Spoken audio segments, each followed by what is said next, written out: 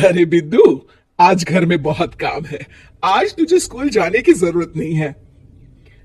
लेकिन दादी, आज तो स्कूल में मेरा टेस्ट है। अरे एक दिन स्कूल नहीं जाएगी तो ऐसी कौन सी तेरी कलेक्टर की पढ़ाई छूट जाएगी। वैसे भी मैं देख रही हूँ आजकल तो बड़ी भीड़ हो गई है।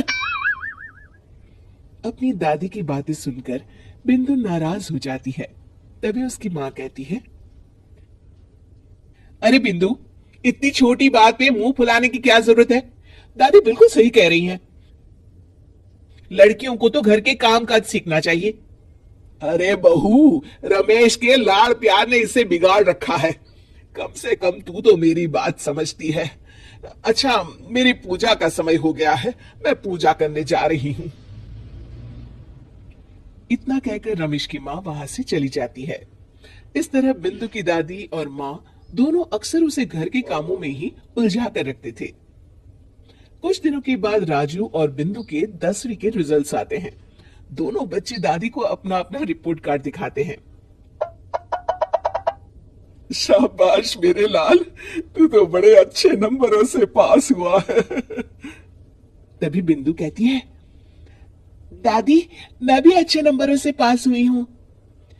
रमेश की माँ बिंदु को अनदेखा करते हुए कहती है, हाँ हाँ ठीक है, अभी यहाँ खड़ी क्या कर रही है, सुन लिया मैंने। जाकर मेरे लिए चाय बनाकर लिया।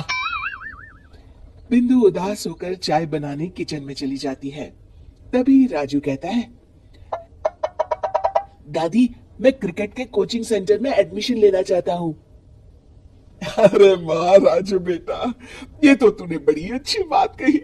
तू कल ही अपना एडमिशन करा ले, जितनी भी फीस होगी मैं दे दूंगी। अरे एक दिन मेरा पोता विराट कोहली बनेगा। इस तरह अक्सर रमेश की माँ अपनी पोती बिंदु के साथ दुर्व्यवहार करती थी। कुछ दिनों के बाद रमेश की माँ और उसकी पत्नी दोनों सास बहू मिलकर राजू का एडमिशन अच्छे स्कूल में करवा देते हैं, लेकिन बिंदु का एडमिशन नहीं करवाते। इस बात से नाराज होकर बिंदु अपनी दादी से कहती है, लेकिन दादी, मुझे भी आगे की पढ़ाई करनी है। अरे क्या करेगी आगे की पढ़ाई लिखाई करके, है? आज से ये पढ़ाई का भूत अपने दिमाग से उतार दे। इतना कहकर रमेश की माँ वहां से चली जाती है। उस दिन के बाद से बिंदु की पढ़ाई हमेशा के लिए छूट जाती है और उसकी दादी उससे घर के सारे काम करवाना शुरू कर देती है। इस तरह उसका सारा दिन घर के कामों में ही बीत जाता था।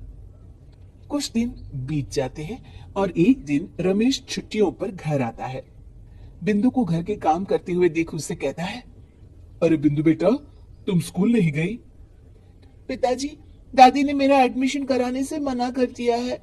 वे कहती है घर पे रहकर घर के काम करना सीख। अपनी माँ का ये बर्ताव देख रमेश को बहुत गुस्सा आता है और वो अपनी माँ से कहता है, माँ, ये तुमने क्या किया? आगे की पढ़ाई के लिए स्कूल में बिंदु का एडमिशन क्यों नहीं करवाया?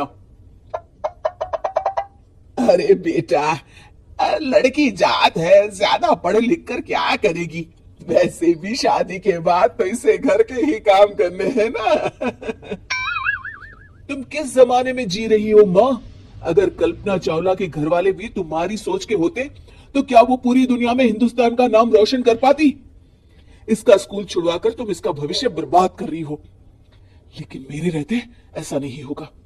बिंदु बेटा, कल ही तुम्हारा एक अच्छे स्कूल में एडमिशन करा दूंगा। तुम जितना चाहे उतना पढ़ो। मेरे होते हुए तुम्हें किसी बात की चिंता करने की जरूरत नहीं है।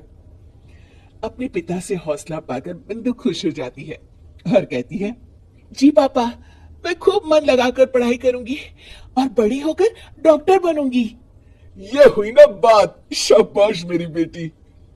शिक्षा, लड़का हो या लड़की, हमें दोनों को आगे बढ़ने का मौका देना चाहिए।